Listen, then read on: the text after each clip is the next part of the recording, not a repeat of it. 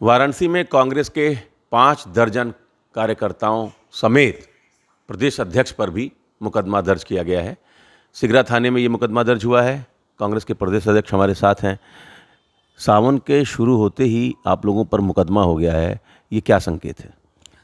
देखिए, ये तो बाबा का आशीर्वाद हम लोगों के ऊपर है कि सावन के पहले सावन के महीने में जो कमियां हैं, जो सरकार की नाकामियां हैं, जो गड्ढे हैं, जो आज आम जनता को परेशानी हो रही है, जो मलजल बह रहा है। आप देखिए बाबा के दरबार में ये मलजल बह रहा है, आप देख सकते हैं। ये मलजल बाबा के दरबार में ये गुलाब का फूल बरसाएंगे। दादी के हाथों का जादू और खुशबू से महकता घर, माँ की मुस्कुराहट और खाने की सुगंध। MDH गरम मसाला, क्योंकि हर रिश्ता है स्वाद से जुड़ा।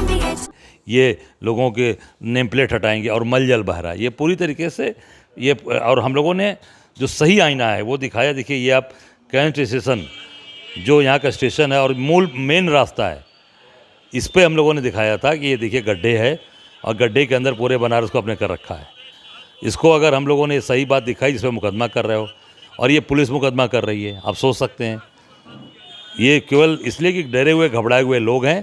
ये पूरी सरकार परेशान है और ख़ास करके मोदी जी बनारस को लेकर परेशान है कि कुछ काम तो किया नहीं, केवल झूठ बोलते हैं और झूठ बोलकर जनता को भ्रमित करते हैं। तो पुलिस कह रही है कि ट्रैफिक डिस्टर्ब हुआ, अव्यवस्था फैली, तो आप कह रहे हैं अनुमति लिए थे आप? आप देख लीजिए, ये 9 तारीख को दे दी गई थी।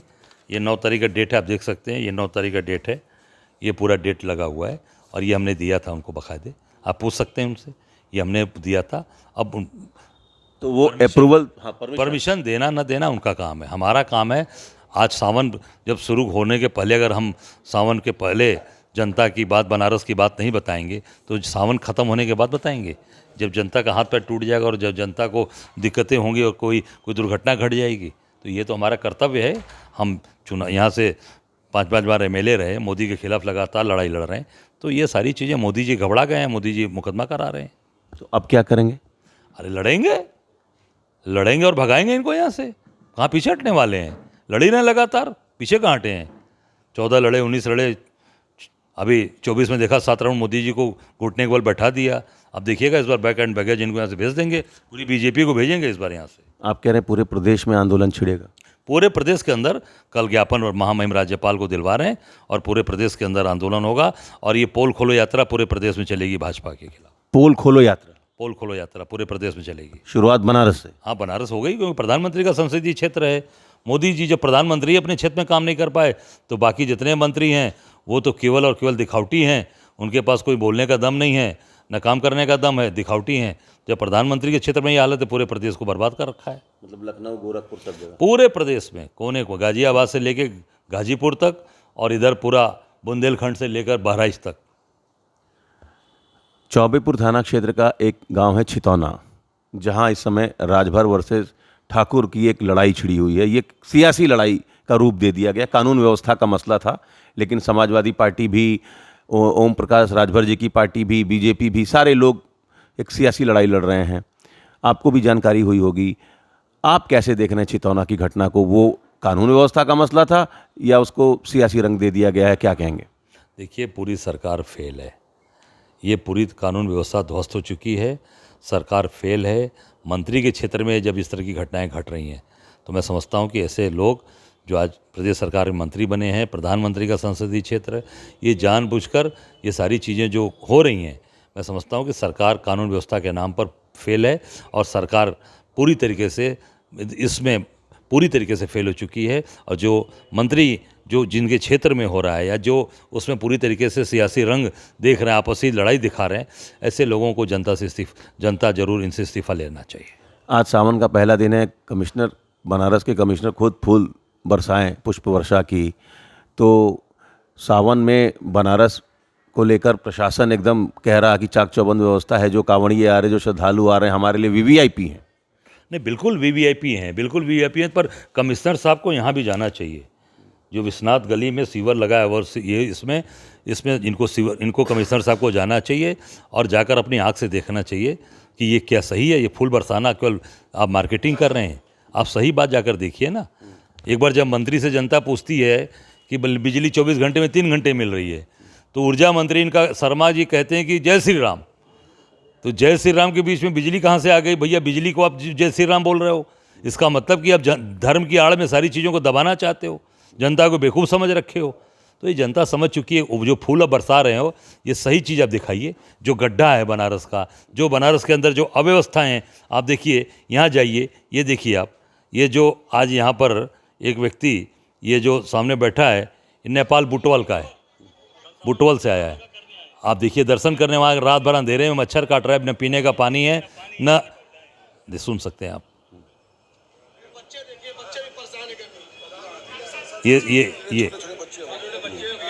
ये पूरे बच्चे परेशान हैं, न पानी हम लोगों ने जाकर यहाँ बंटवाए। कहाँ मधुबनी दरभंगा की ये पानी बंटवाया जा रहा है। ये हाल है। अब यहाँ कमिश्नर साहब जाके देखें ना कि सब अच्छा है, तो जाकर देख लें क्या स्थिति है। प्रशासन के लोग सुबह से ही थे वहाँ, फूल बरसाए। फूल तो बरसा ही रहे हैं, तो मार्केटिंग कराना है ना।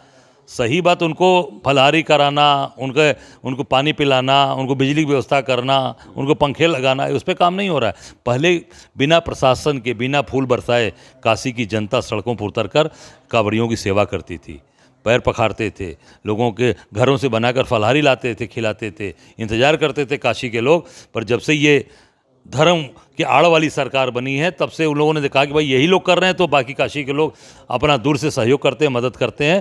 पर अब लोग पीछे से केवल देखते हैं। सरकार पूरी तरीके से फेल हो गई। आज सरकार केवल फूल बरसा रही है, मार्केटिंग कर रही है। कालनेमी भी खोज रहे हैं। कालनेमी पहले भाजपा में खोजे ना। कालनेमी तो भाजपा में RSS में बैठे हुए, उनको खोज के निकालें बाहर।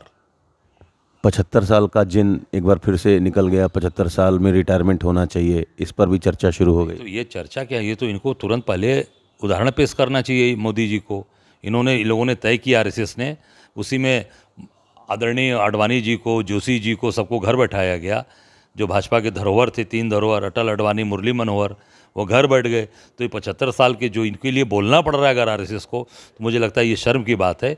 इनको तो तुरंत तत्काल पद छोड़ना चाहिए। अगर पद नहीं भी छोड़ेंगे, ये समझ चुके हैं मोहन भागवत जी कि अगर नहीं छोड़ेंगे तो हिंदुस्तान की जनता भी इनको पद भी छोड़वाएगी और भारतीय जनता पार्टी RSS समेत सबको पूरी तरीके से एकदम घर बैठा देगी। एक आखिरी सवाल, पिंडरा जैसा आप बताते हैं आपका घर है, तो 27 में पिंडरा से ही ना?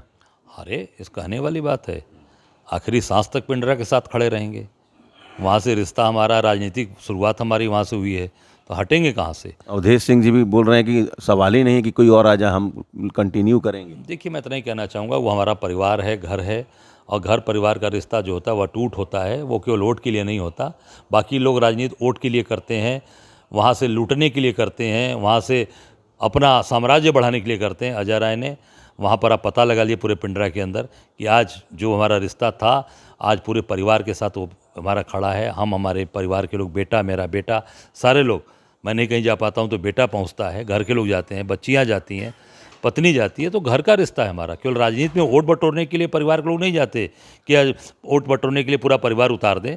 आज हमारा पूरा परिवार वहाँ से, क्योंकि उस जगह ने हमें राजनीतिक पहचान दी है, तो वो जगह कभी हमसे छूटेगी नहीं। चलिए, तो उत्तर प्रदेश की सरकार कितना काम की है, इसका ग्राउंड रियलिटी क्या है, इसके लिए कांग्रेस पोल खोलो आंदोलन शुरू करने जा रही है। Amit Singh, TV9 UP, Varanasi.